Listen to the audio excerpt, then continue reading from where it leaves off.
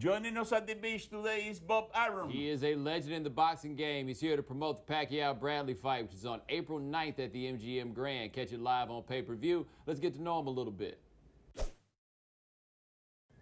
What can you tell us about helping Floyd Mayweather with dangerous Houston manager Jay Prince? He's got a lot of fame, and Floyd needed you to fix that situation. What can you tell us about what happened there? Well, we were at dinner one night, and I got a call that there was a disturbance in my gym. And Floyd apparently had asked us not to do a fight in October, but to do it in December after James Prince's contract with him had run out.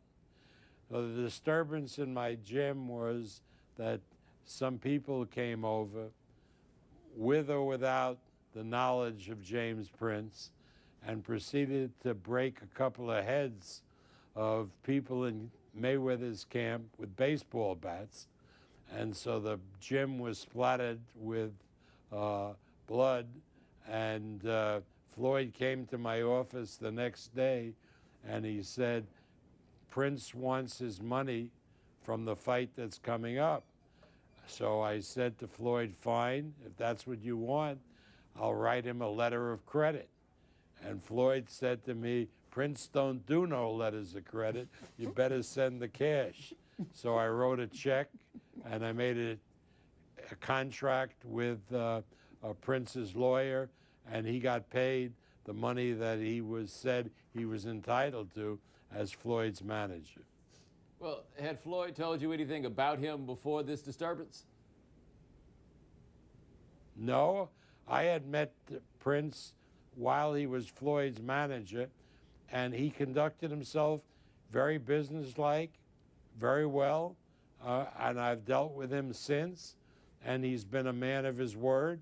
So I have no complaint with James Prince. What the falling out was, if there was a falling out, that's between Floyd Mayweather and James Prince.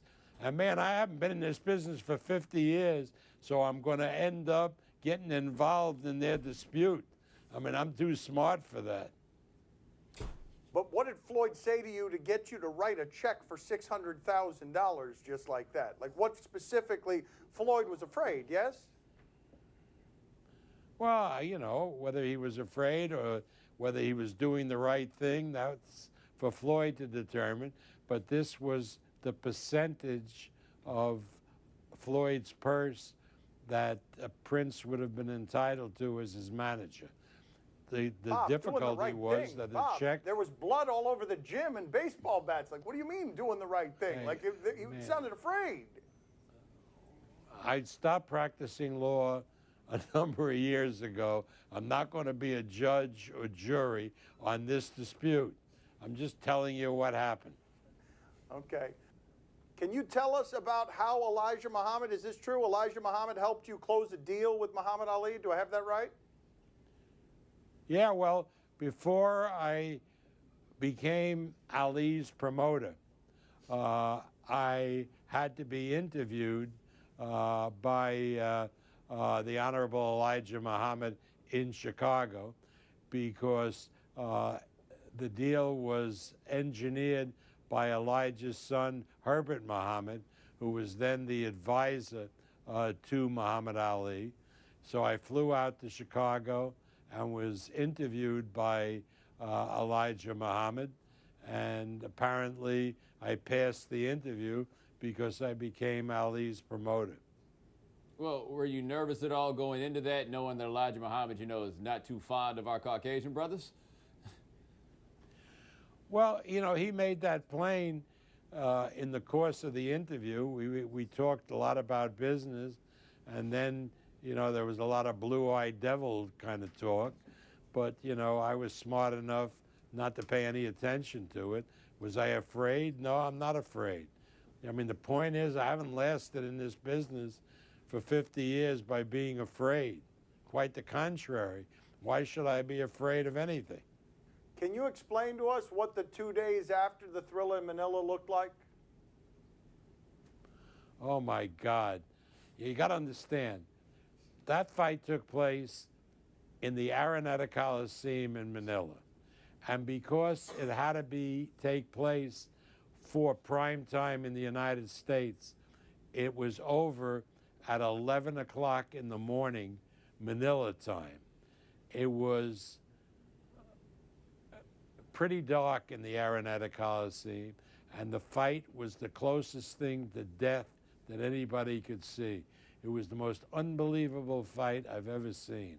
And now we came out into the daylight, and the noonday Manila sun shined down on us, and you could hardly see, the sun was so bright, and everybody repaired to the Philippine Village Hotel in Manila, and we had a 2-day party, which was the wildest thing I have ever done in the 84 years that I've been on this earth. It was a party to remember. I've never seen and participated in anything like it. And don't ask me what I did, because I'm not going to tell you. Whoa, no, Arum, come on. You're famously honest except when you're lying. Come on. Drugs, orgy, liquor, what do we got? Let's go, Arum. There were no drugs. Liquor orgies, I'm not going to answer. Okay, but there are no drugs. Oh, okay, so He denied the drug use. we've narrowed it though. Like I have a clearer idea I feel now. like, yeah, I feel, Bob, like we got you on. I feel like you've confirmed that. Well, I didn't confirm or deny, but I'm not going to answer that. But I'm going to talk. If you ask me about drug use, I deny that. Okay. That's a confirmation then. We'll take that as a confirmation, right? Well, If you had... you We'll take it as Go a ahead. confirmation. We're moving on. We're moving on.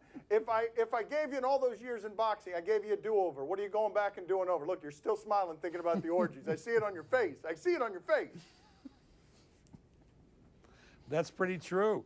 And you've ruined me for the rest of the interview. Let's just end it that way. Get out of here, Bob. It sounds like it was a great time. See you later. Good talking to you. All right, nice talking to you. That's got to be the first time that's happened on ESPN.